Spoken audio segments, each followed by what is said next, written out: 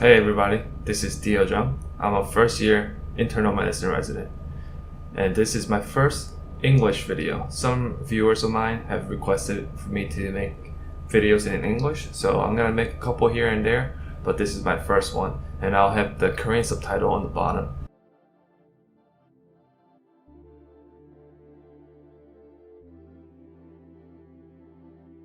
So I've asked a couple of my viewers what they want me to talk about in English, and I got two responses. Not many, but still, that's something. One of them is top 10 things I wish I knew before going into medical school. The second one was what do international students do outside of class for like extracurricular stuff.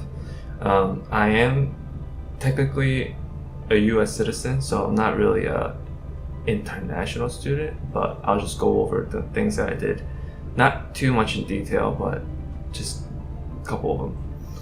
Anyways, to answer the first one, I don't think I have 10 things. It'll probably take me a couple days to come up with 10 things. So I just came up with like 3 or 4. So I'm just gonna go through them. First is how much time it involves. I'm sure other professionals or other careers, they involve a lot of time. You gotta invest a lot of time to get to a place where you want to be. But I'm strictly speaking about medical school, and speaking from my experience. So this is my opinion and based on my experience, so you can have a different thoughts on it.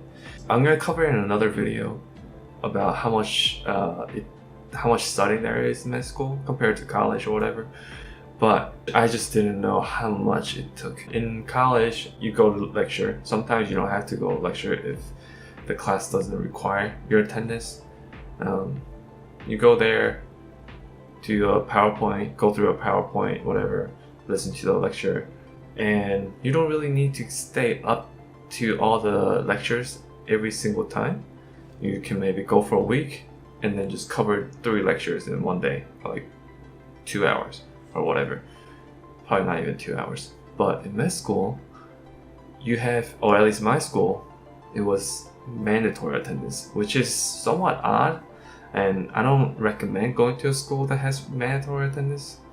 Some parts you have to be there, like anatomy lab and like other labs, you have to go. But like lecture wise, a lot of schools don't really care if you're there or not, as long as you study it. But our school, we had a mandatory attendance policy. Yeah, they gave us like 20%. We can miss up to 20%, but still, that's really not much. But in my school, per day, we had at least 4 and up to 6 lectures a day, and each one was like 15 minutes. So let's just say they're an hour.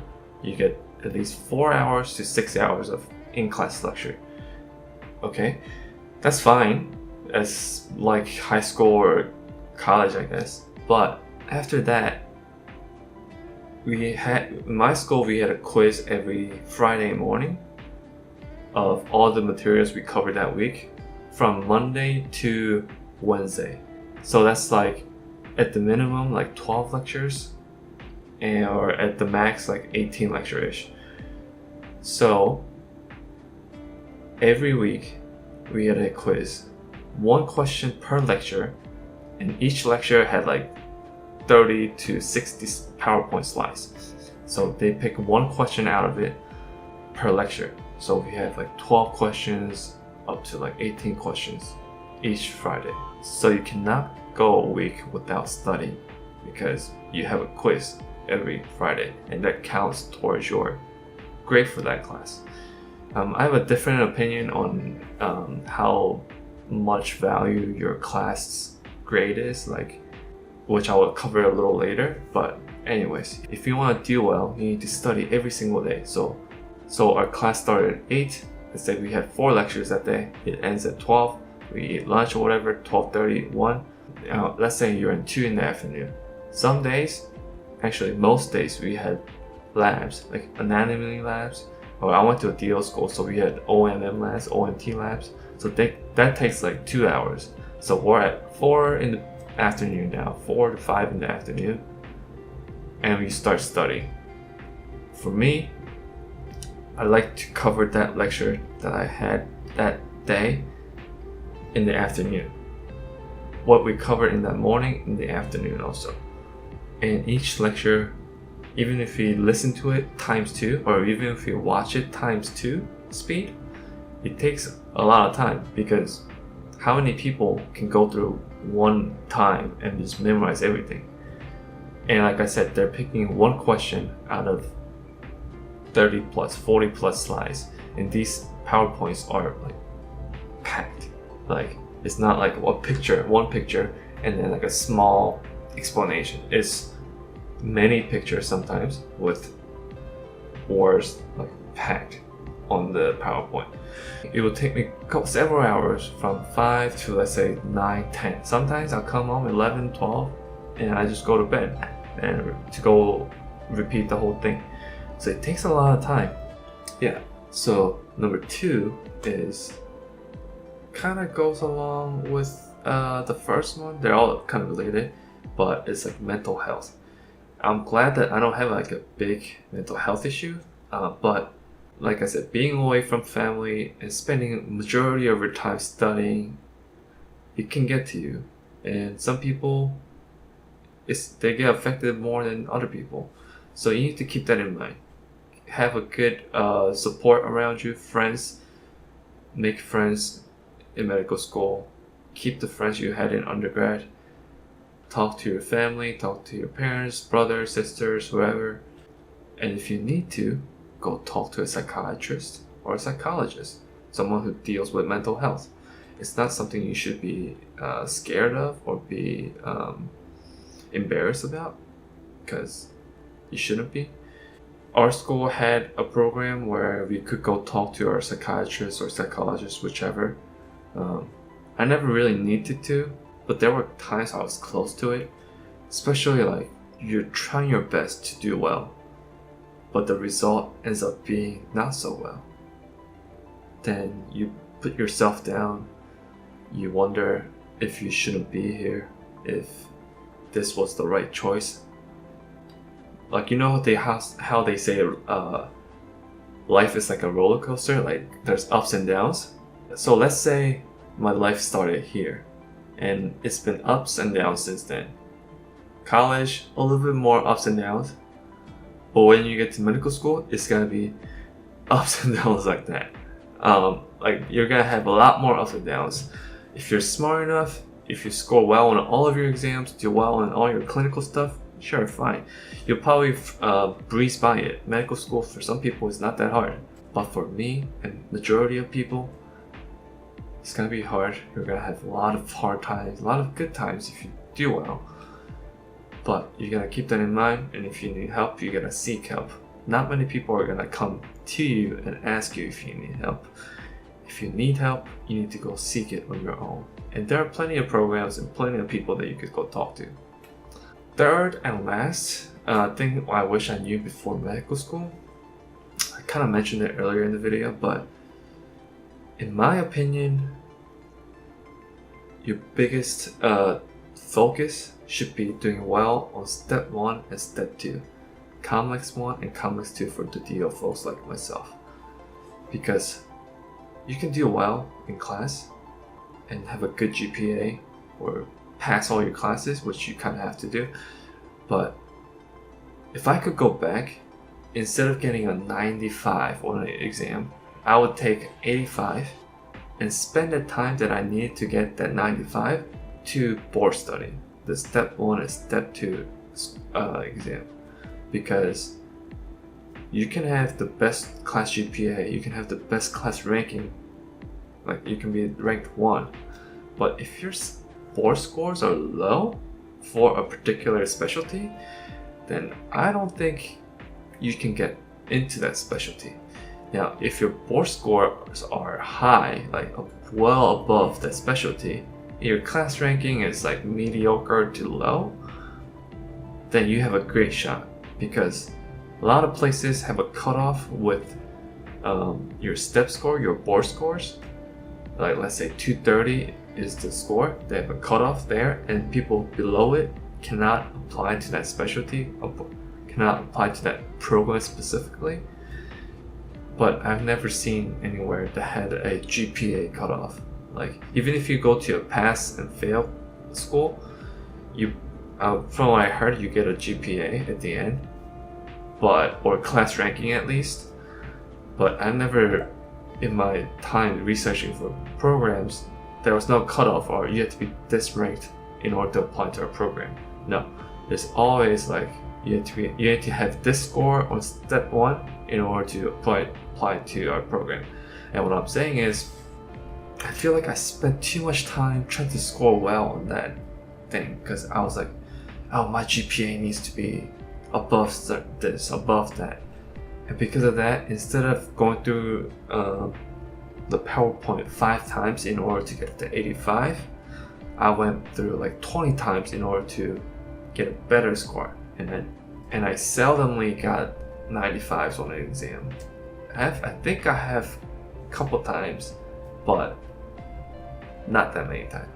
Anyways, I spent too much time with class lectures that I could have spent studying on step 1 or step 2, because at the end, what programs look for is a good score on step 1 or step 2. Mostly step 1. Step 1 will determine mostly of what specialty you can go into.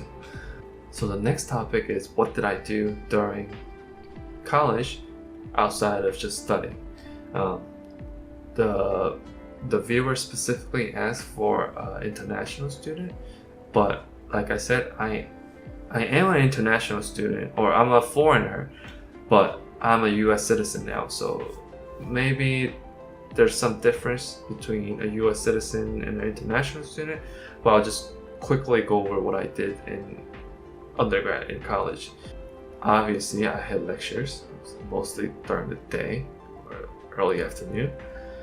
And beginning of my second year, I started doing research. I did research from sophomore year all the way to end of 4th year. So I did research at my university. I picked up another research for like a semester at another university. So I like drove in the morning to go to that place and do the research that they were doing. I did that, and also my second year, I worked as a maintenance assistant. Essentially, I talked about another video, but I would go to the resident facilities where students live, like dorms and stuff, and just like change light bulbs or unplug toilets or fix doorknobs or things like that. I did that for a year. And then I did some volunteering at Red Cross. I did some volunteering at hospitals. Like, I did some transport work where you take a patient from one place to another place. I did that for very shortly. I worked in my first year of college, my freshman year. I did this volunteer program where we connected underinsured and people in poverty to Medicaid, Medicare, or other programs like WIC, things like that, or get them set up with a program where they can get food stamps, things like that. Also worked as a scribe starting my second year. I think middle of my second year, I started working as a scribe. I did that all the way until like 6 months after graduating college. And I did a couple other stuff, like small volunteering stuff. I didn't do like an internship where like during the summer break you go to like another university or program and do research for like 3 months and like publish papers and do anything like that. I tried to look into those, but some of them I think it cost a lot of money, and some of them require too much time, and I didn't think I really needed to do it, so I didn't do those, but I'm sure some people did, and I'm sure it worked out very great for them, but I just didn't do it myself. I'm sure I have my resume somewhere, like my email somewhere, but I don't feel like digging it up. So yeah, that's pretty much it. I know it wasn't really helpful of a video. This is just me talking English for the first time, and I'll make videos in English from time to time. The reason I don't make English videos is because there are a lot of other people who cover medical school in English, but not many people cover US medical schools or US medicine in Korean. So that's one of my reasons. Second is I want the parents or relatives or whoever to kind of know what becoming a doctor is about. And a lot of our parents, my parents included, they don't speak English well. So even though there are other English videos out there, it's not really that much of a use for them because they don't speak English fluently. So I try to make it in Korean so it helps them, so it helps those who don't speak English well. Like my parents, they've been living here for like over 2 decades now, close to 2 decades now, but they don't speak English very well. And if I make videos like this in English, there's no way they're gonna understand it. And if all of my videos were in English, they wouldn't have known what it felt like, what it is to be like to become a doctor. So I make it in Korean for other parents and other non-English speaking folks, but also mainly for my parents, so that they can listen to me, they can understand what I'm going through and what it takes to become a doctor. And that's why I don't make English videos, but I'll just have it here and there sometimes. Also, if I speak in English, I need to put Korean subtitles on the bottom, and it takes a long time to make subtitles. It'll take me a long time to make subtitles in English, but in order for me to translate it and make it the subtitle in Korean, it'll take a lot longer time. So I try not to do that, but if that's what y'all want, I'll do it from time to time. Yeah, so I hope this video was somewhat helpful. Maybe not, but this was my experience, this is my opinion, this is my thoughts, and this is my first video in English. I hope it didn't sound too horrible. I wouldn't say my English is perfect, but at the same time, I don't think it's lacking that much. I stutter sometimes, and my pronunciation isn't the greatest. Sometimes I feel like I mumble a lot, and people do say that I'm quite mumble when I talk, but anyways, I do that in Korean too. I hope this video was somewhat helpful, and I hope to see you guys next time. I'll come back with a different topic in the next video, and I'll see you all in my next video.